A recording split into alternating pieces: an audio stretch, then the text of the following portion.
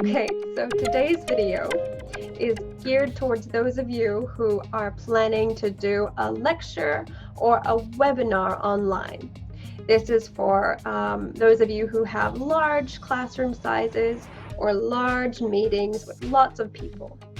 It's designed to be for a live class. This means that the students are watching you while you're giving the lecture. It has the option to have your students turn on their webcams or not have their webcams. So it's a very flexible one.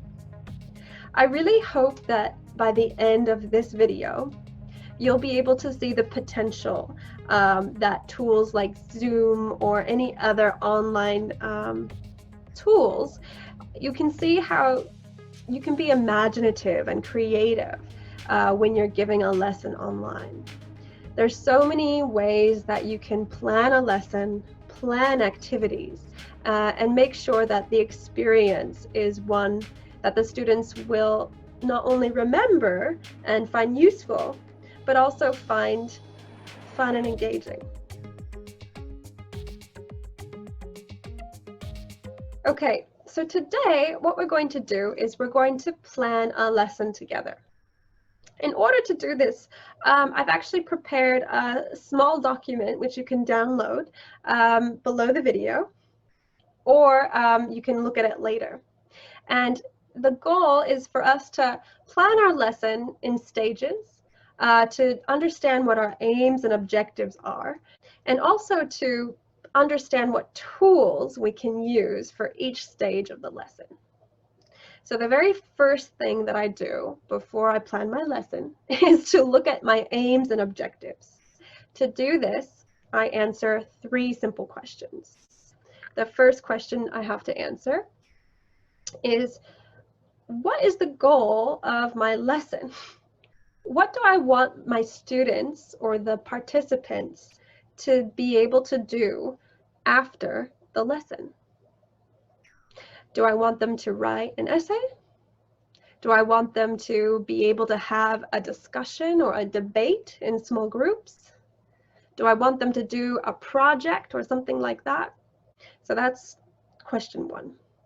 Number 2, what information do I need to give them in order for them to be successful in their production? What do I have to teach them? The third question is a question about how can I determine if they have learned what they should learn? How can I make sure that they understood me? So if I answer these 3 questions, then I'm ready to plan my lesson. And as you can see in the document, the lesson I'm going to be using, the lesson structure I will use today, is a very common structure, and I call it the PPP structure. So you start with your presentation, present. This is where you are delivering the information, right? The teaching. So the presentation stage is quite important. The next stage is the practice stage. This is answering the third question, actually, which is, how do I make sure that my students understood what I taught? Maybe I can do a quiz. Maybe I can get them to answer multiple choice questions. The last stage is called the production stage. And this is the whole goal, right? This is where they're either writing or speaking, discussing, they're doing a project. And this can be done inside of the classroom where I can monitor, or outside of the classroom as an independent project. So that's the meat of my lesson, and we're going to sandwich it with 2 extra steps. The first step is the warm-up, which is so important even in online lessons. And the last stage is feedback. I need to be able to give my students feedback, and I need them to give me feedback. That way I know what to do in my next lesson. All right, so we have our structure. Now what I will do is I will go through each step of my structure, and I will show you what I do on Zoom to make sure that it's a successful stage. I'll show you the different tools you can use, and maybe you can think of different ways to use these tools in your own lesson.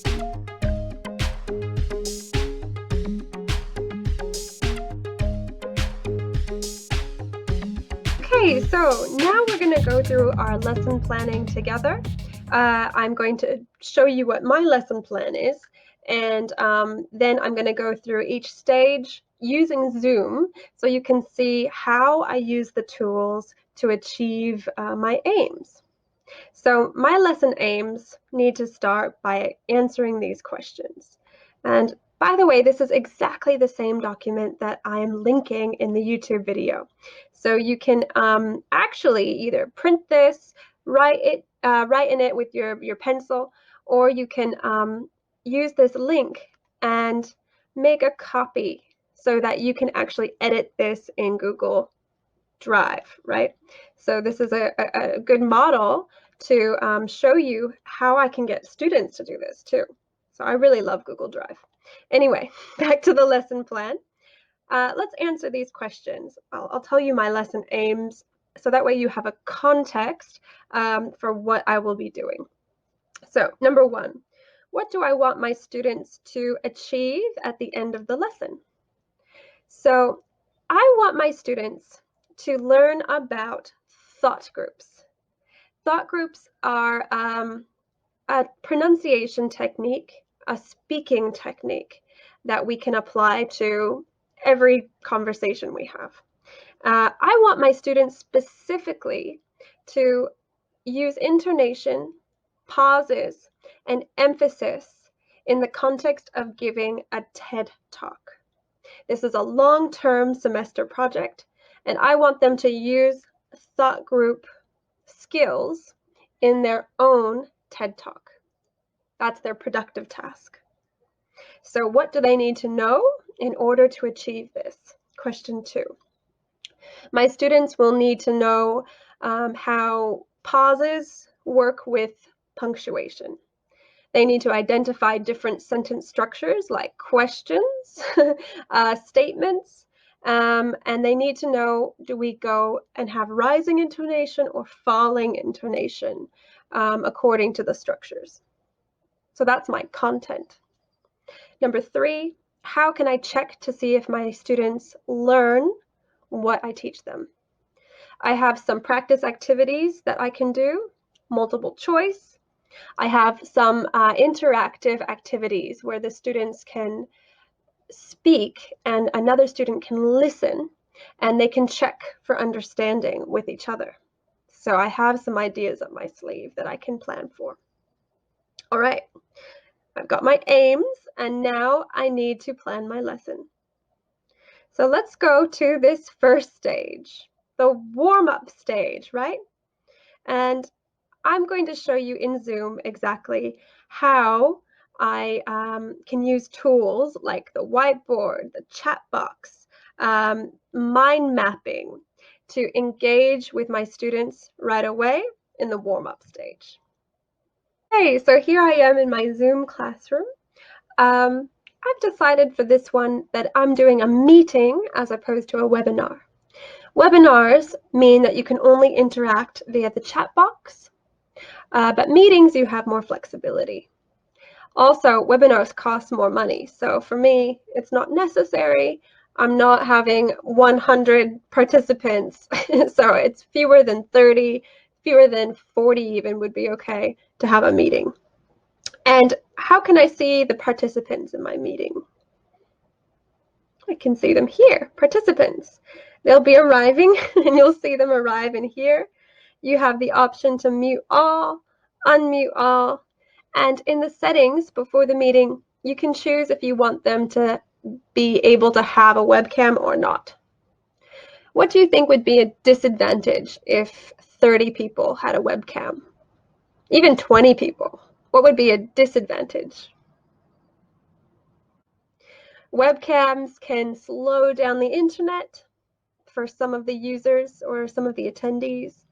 It can be distracting if there are things going on in the background, and it could take away from what you're doing.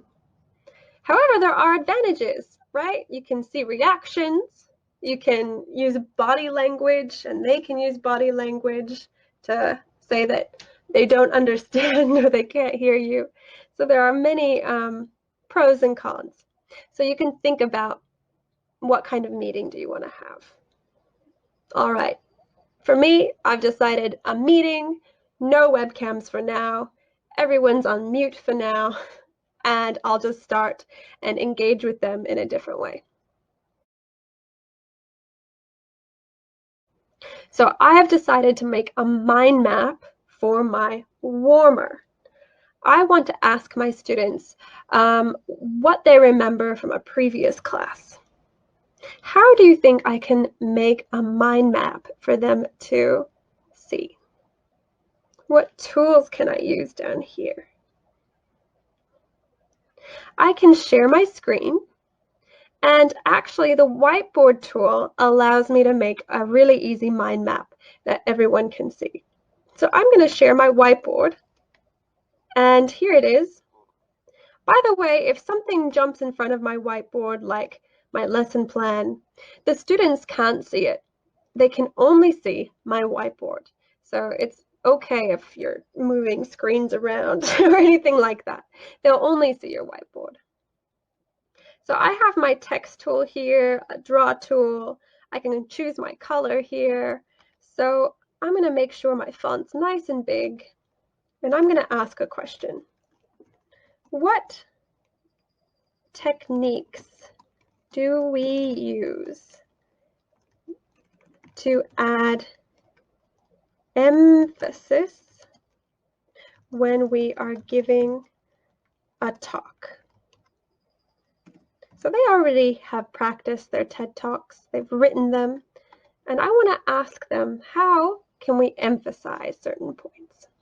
So I'll ask my students, hey, let's make a mind map. What techniques do we use to add emphasis when we are giving a talk? Please write it in the chat box. So while they're writing, I'll be getting my mind map ready. And how do I check the chat box when I have my whiteboard? It's a little confusing. So one thing you can do is go more and chat, and it will pop up. You can also minimize that so that you have the chat here and the whiteboard there. So I see in the chat, ooh, good idea.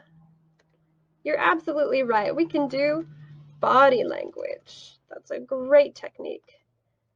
We can use stress. Absolutely. Intonation. What kind of intonation do you remember? That's right. You can do rising and falling. Perfect. Okay, well done. So today we're going to be learning a technique called a thought group to add emphasis to our TED Talks. All right, so that's the end of my warm-up, right? I have been looking at my chat box while I'm writing. It can be a little confusing, but you'll get there with practice. It's taken me a while to even just change the color. Just remember that you want to keep it simple, and having a visual is really important so that they have something to take home.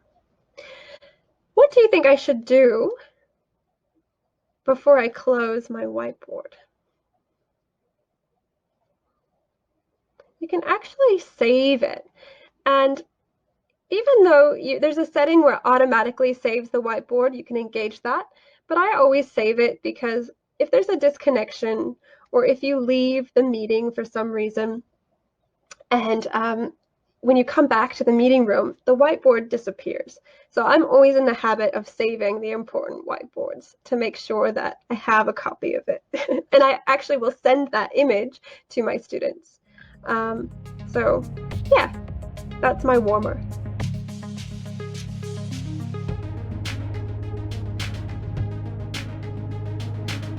Okay, so the next stage, as you can see on our little plan, is the present stage.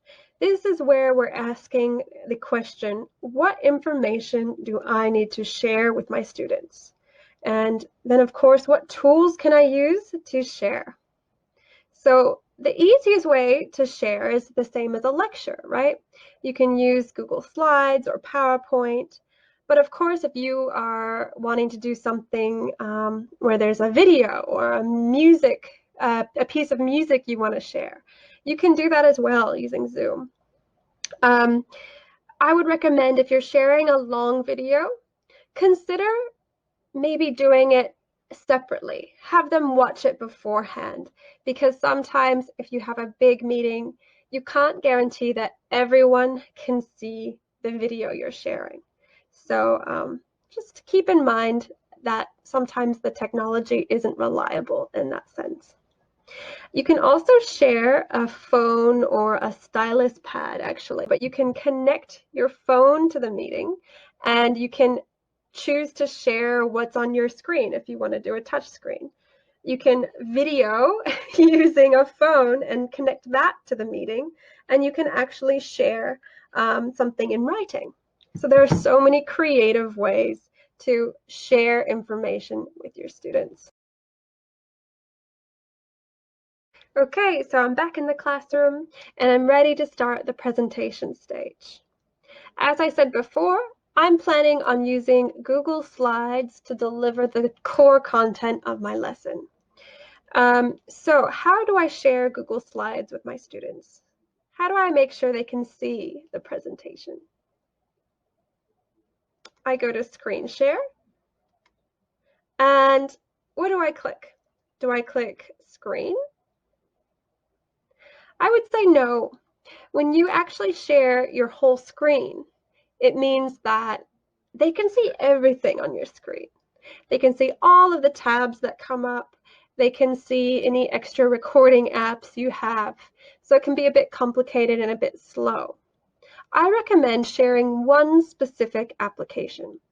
So if you have a video to play, you could share the video, and you can share your computer sound itself so that the sound goes from your computer through the Zoom connection. If you have a video clip, you can optimize it to make sure that the visual is better. And what I want to do is I actually want to share my Chrome browser, because that's how I access my Google Slides. But this is my lesson plan. Where is my presentation? I wasn't prepared before I shared my screen here. So this tab is what I had open. I want to have this one. So I might actually pull it out here, so that way it's easy to find. And now they can see my actual presentation. I can go through the presentation. However, I'm not able to see my notes, and I like to write notes in my presentation so I know what to say. So what can I do? Let's exit this. I can actually prepare it by going to Present and looking at Presenter View. Now I have a separate tab. Let me stop my screen share. I'll show you again. I have a separate tab here, which will let me control my presentation, see my notes, and the students won't be able to see it. So let's try this again. We first go to Share Screen, and now I have more options. What do I click? Do I click Demo Lesson, Presenter View, or my lesson plan? I click my demo lesson. That's what I want my students to see. So let's share that. Perfect. This is what the students see, and I can click through here, or I can open my presenter view. Can my students see this? No, they can't. So this actually is really helpful. I can just click next, and this is what the students are seeing here. So let's try this again as if we were asking the students the question. So stop share. All right, this is my demo lesson now. All right, class, let's get started with the presentation.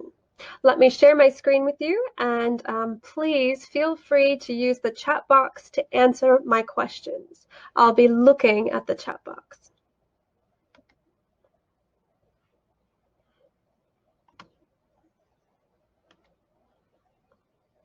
Okay, class, can you see the screen okay? Great. So today we're going to talk about thought groups. So before we begin, I want you to tell me, what pronunciation techniques do we use to emphasize words? What do we do with our voices?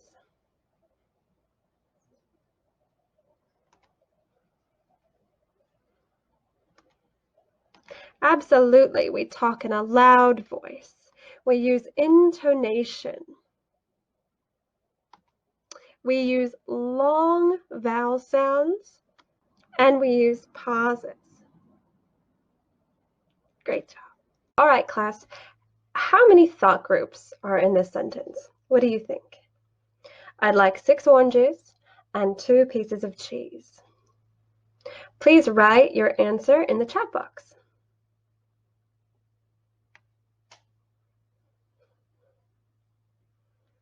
Exactly. There are 2 thought groups.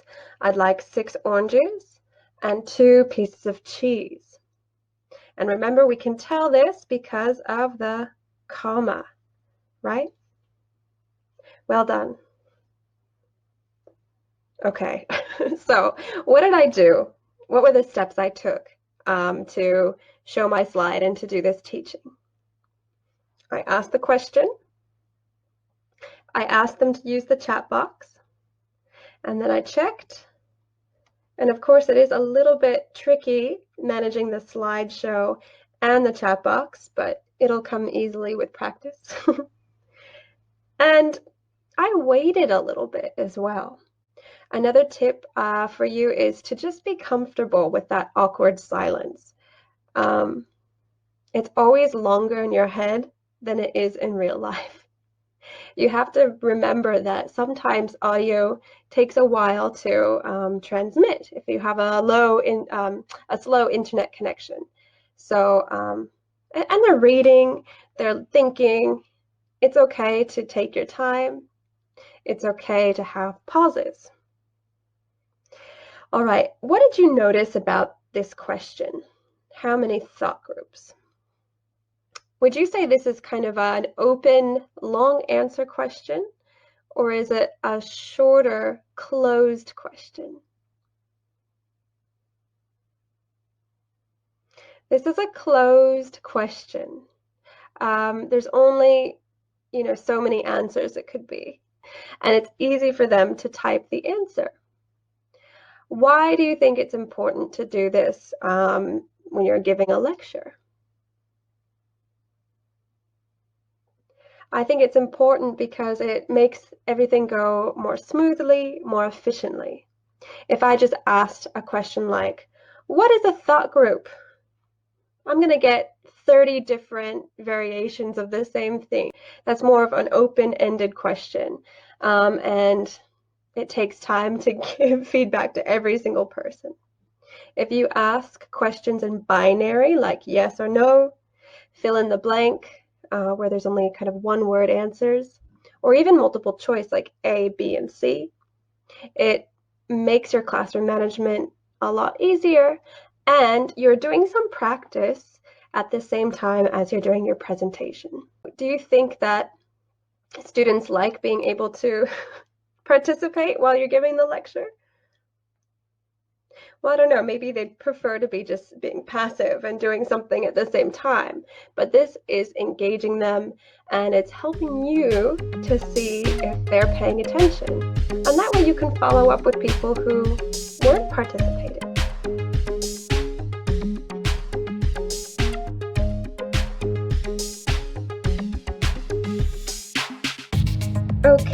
So now I'm going to show you all about the practice stage of my lesson.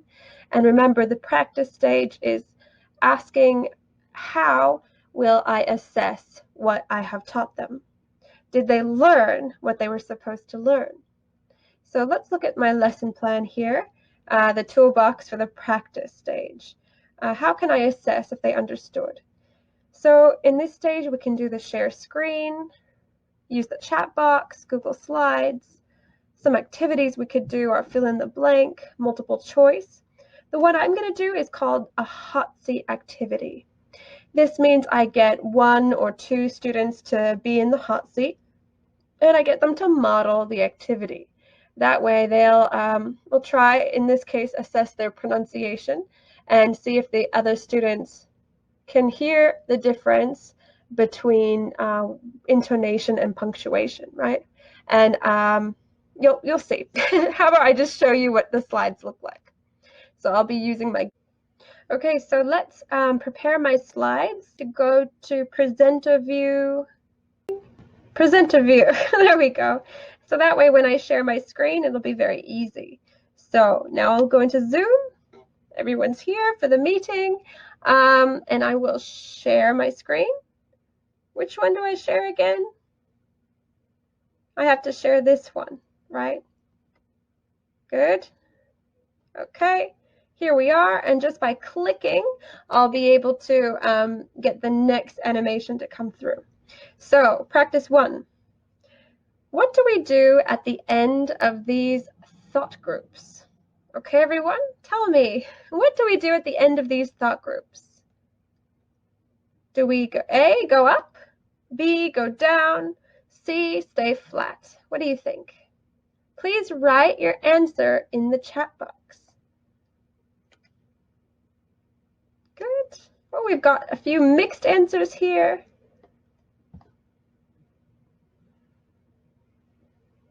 Yeah, exactly. You're right. We go down in intonation. I'd like 6 oranges and 2 pieces of cheese. Great job.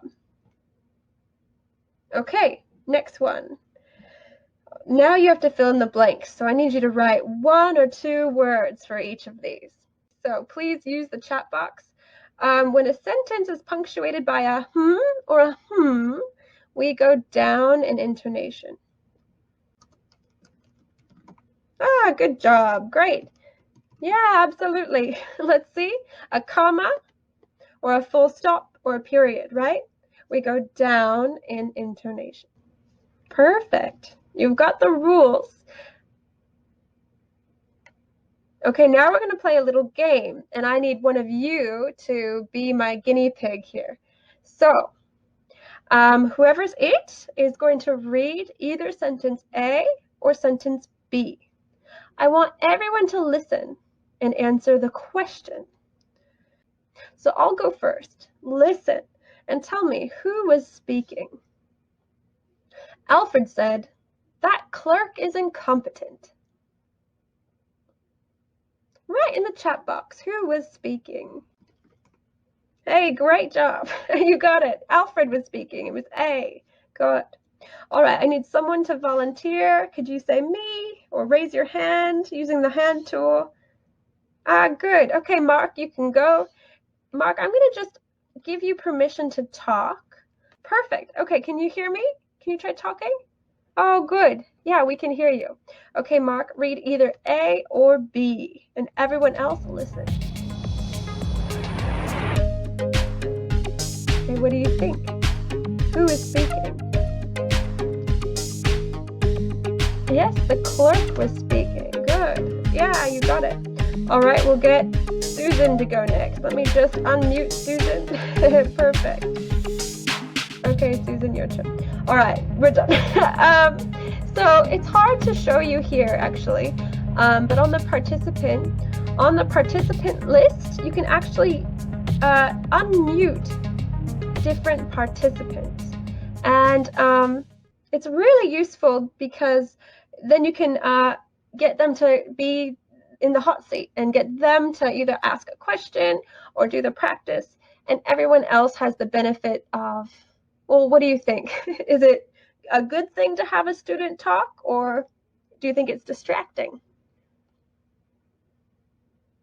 I think it's good because it means that there's somebody else able to talk, and maybe they'll get a little nervous because it could be their turn in the hot seat. They'll be listening.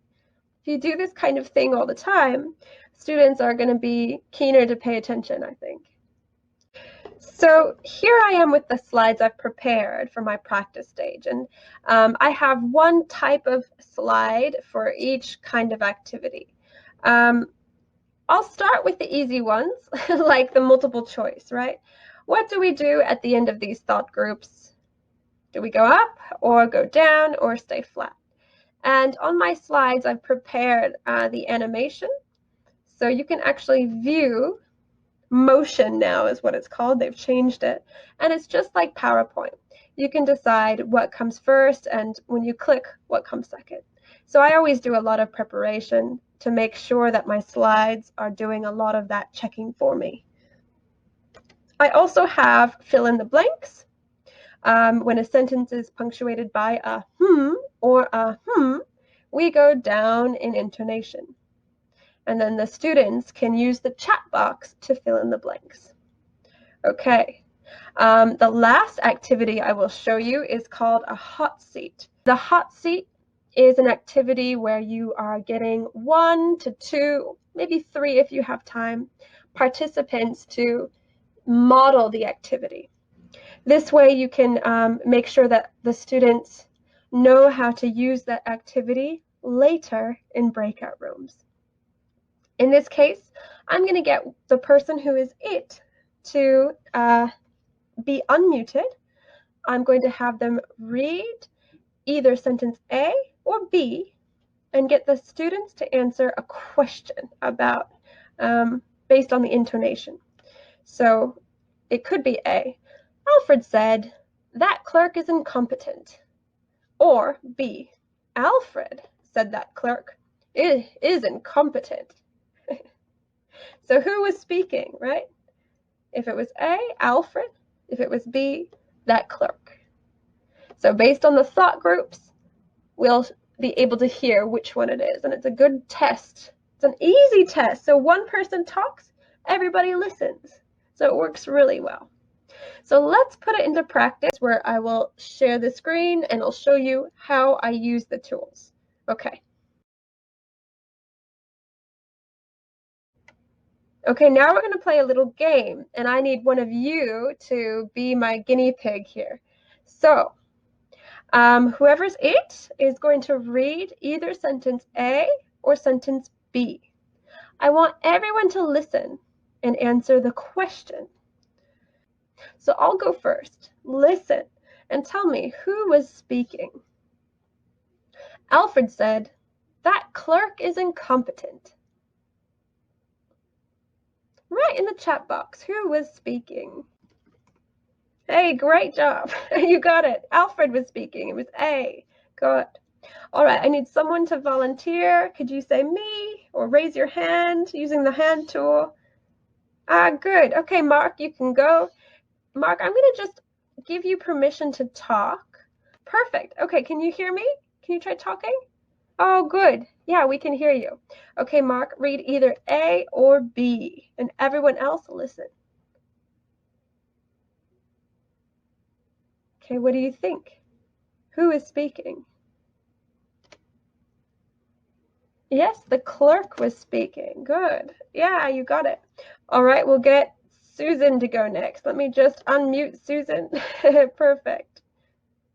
Okay, Susan, your turn. All right, we're done. So it's hard to show you here, actually, but on the participant list, you can actually unmute different participants, and it's really useful because then you can get them to be in the hot seat and get them to either ask a question or do the practice, and everyone else has the benefit of, well, what do you think? Is it a good thing to have a student talk, or do you think it's distracting? I think it's good because it means that there's somebody else able to talk, and maybe they'll get a little nervous because it could be their turn in the hot seat. They'll be listening. If you do this kind of thing all the time, students are going to be keener to pay. So that was just an example of how I use Google Slides in my presentation and practice. But of course, I've shown you this whole toolbox of practice activities and apps like quizzes, Kahoots, so many things. And on the website that I'll show you at the end, there are links to all these apps. Write me if you want me to do a training video about how to use certain apps if you have any questions. A lot of it is just like clicking and trying to figure it out for yourself, but if you want any help, just let me know.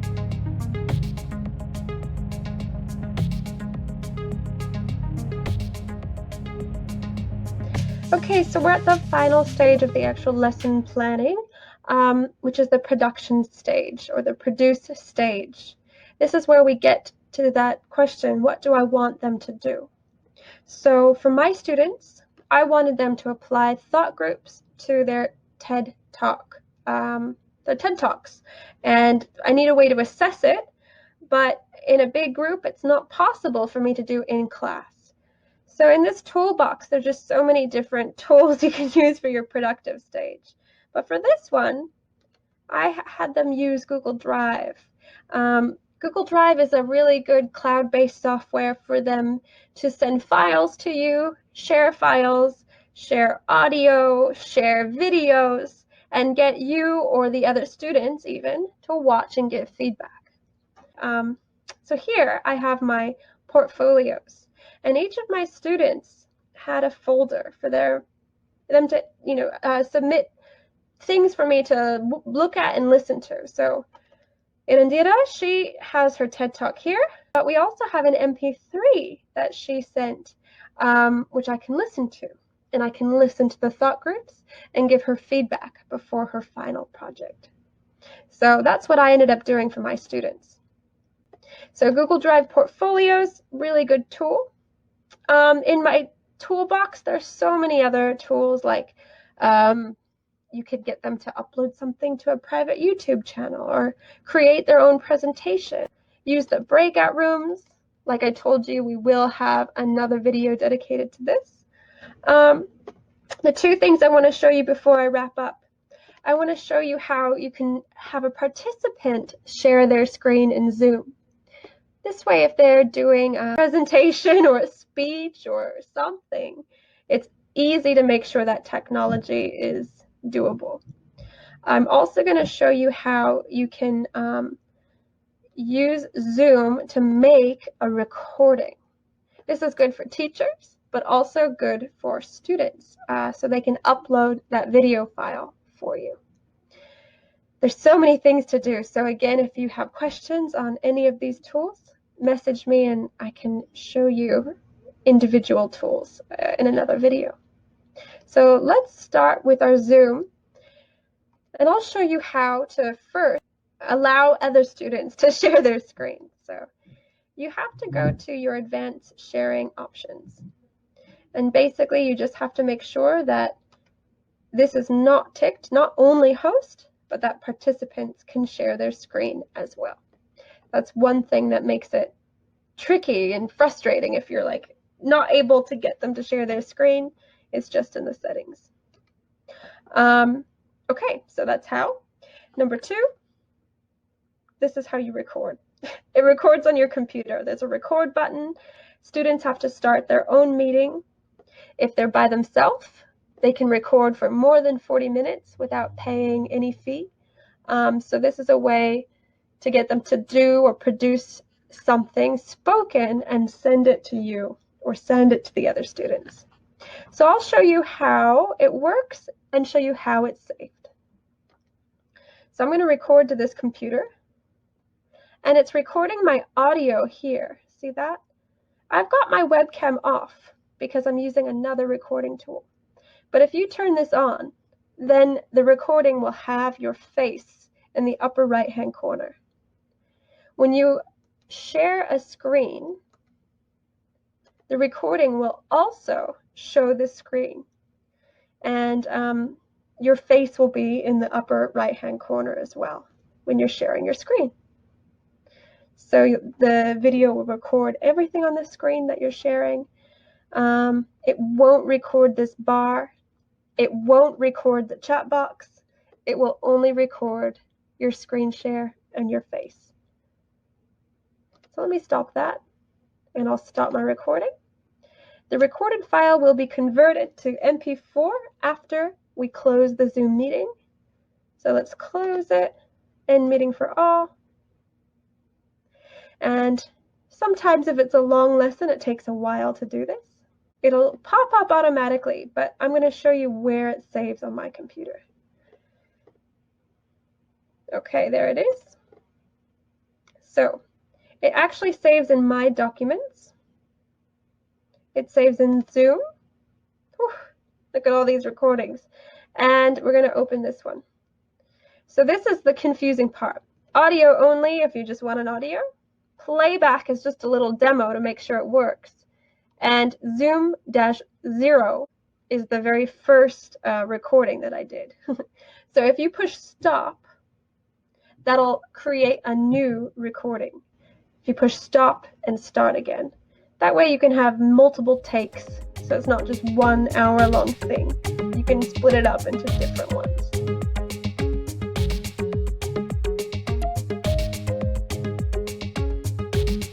How can I give feedback to the students? There's so many ways online. My favorite way is with Google Docs using the Google Portfolio. See here, I've made a comment to myself. I said, great idea, being positive. You can make a comment by highlighting a section and @ing, right? You can the student. So you'll have their email address and you write the comment so that the student can see it. You can either assign it to them, which will give them a notification, or just push comment. You can, of course, use email to communicate with them, do a one-on-one Zoom meeting so that they can have an interview with you or have that one-on-one feedback. You can record feedback using Zoom, like I'm doing right now. This allows you to kind of read what they're writing and give them feedback on their math or their science or whatever, and just say, I was confused about this. What do you think? Of course, you can do quiz grading using the quiz tools. There's so many ways. Let me know if you have any questions about these or want to brainstorm ideas. I think we're always learning about different tools online. Feedback part 2. How can students give me feedback? You can make an exit card, like something they have to fill out and email to you. You can use the poll feature in your Zoom account. And then what I like doing is an exit card with Google Forms. So let me show you. So before you leave today, before you leave this meeting, I'm going to ask you to complete an exit ticket from me. I want you to tell me which part of the training did you find helpful. You can tick as many as you like. What Zoom tutorials would you like to see next? And do you have any questions or comments for me? Tell me if you want me to improve anything. You can use a short answer. I can send this to you with a link. You can just copy the link.